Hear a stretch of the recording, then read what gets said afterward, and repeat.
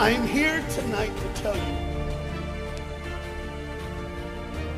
about a father who loved his son and a son who loved his dad. The way this story is going to unfold for you is a little bit different, because I want to bring it to now. You see, a dad would go home and he would go by the school, and every now and then he would pick up his son and say, "Son, why don't you go to work with me?" The boy loved that. And when his dad would just come and pick him up, he was the happiest boy ever. He knew that he would get to spend the afternoon with his father at work, and he would get his coat, and they would walk, and he would bring hot chocolate for his son, for it's really cold, and they would go through. But this boy was different. This boy would see things. This boy wasn't normal. And when they were walking one afternoon going to where dad worked, this boy would notice things that other people wouldn't notice. He see things other people wouldn't see. He sees a man in a bathrobe in the middle of the street who's yelling at a second-story window. He sees a woman who's very angry at him and doesn't really want to hear what he says. This boy, as the rest of the world hustles by, he slows down. He sees the hurt and the pain. He sees the anguish and the sorrow. He sees the window close and a desperate man trying to what he did doesn't matter. That he hurt him. And this boy would see these things. His father rushes and gets him by the hand and says, "Let's go, be late." He would stop and look one more time. Can I stop his pain? Can I stop her hurt?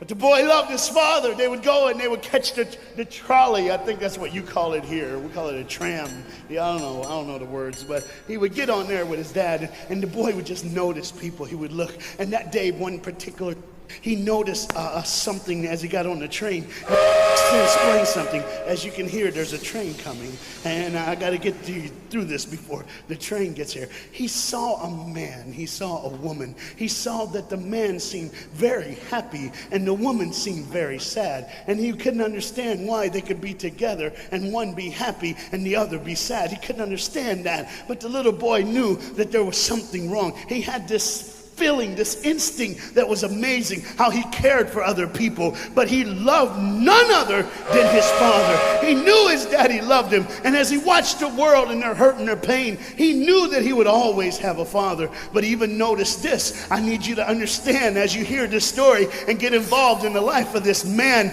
and his son, I need you to notice that there's no mom.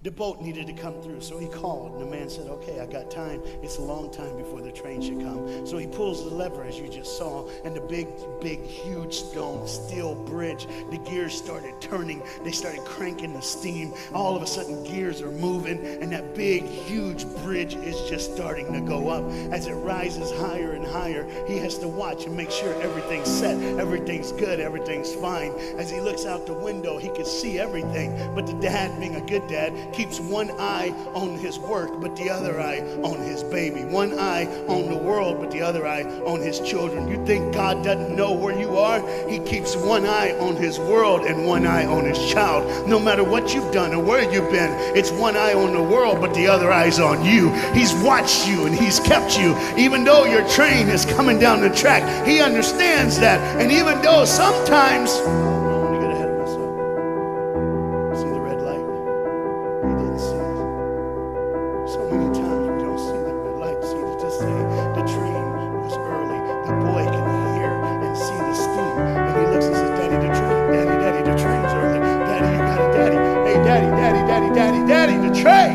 the train's coming, but the dad was looking at the gears, making sure he had enough oil, making sure there was enough steam to get the bridge back down for the train. And the boy knew one thing. Now listen, the boy knew that his dad one time showed him where the trigger was. It was a red lever. If he pulls it, the train bridge would collapse down fast and the train would be able to come across. All the boy knew was there were people on that train. There were people that needed to be saved. There were people that had, some of them just with their friends having a good time, like everything's fine. They did not know that the bridge was up. They did not know what was coming. They're just living their life like you and me, just going down the road, just being our own thing, doing our own thing. And the dad all of a sudden hears the train coming. He looks and then he said, oh, my son. He looks out and his boy's gone. He's like, oh my God, where's my son? Where's my son? He got to forget. He looks back just in time to see his son trying to save the day.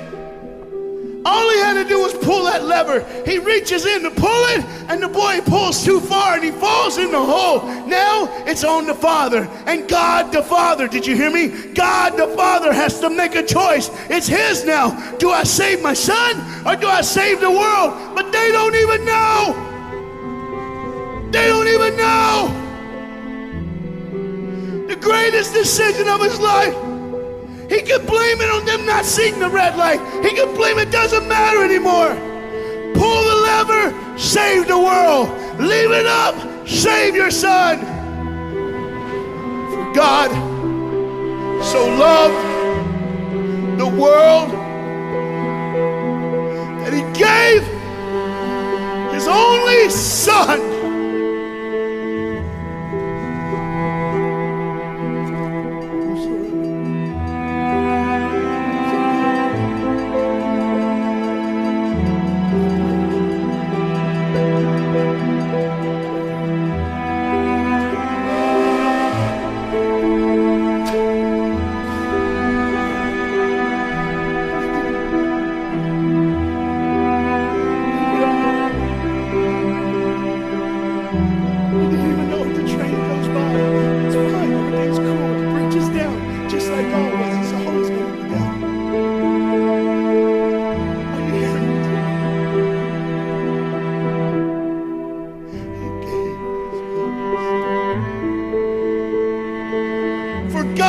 So loved the world that he gave. And you know what's amazing? I wonder what God did right when his son died on that cross. When he breathed his last breath, when he took that breath and he breathed and it was over.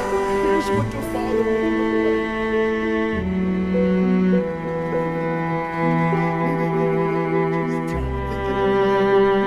Just trying to figure out what they're going to do next. Just thinking about the person.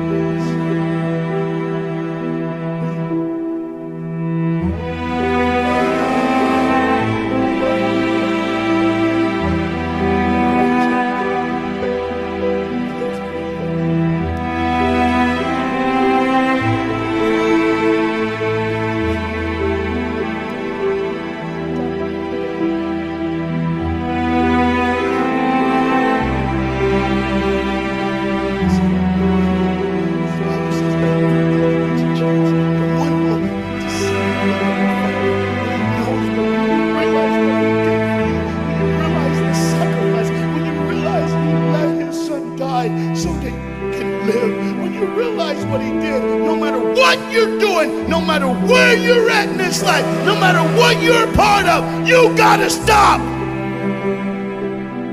You gotta stop. Even if it's for 1 second, and think, my God, he did it for me. He did it for me.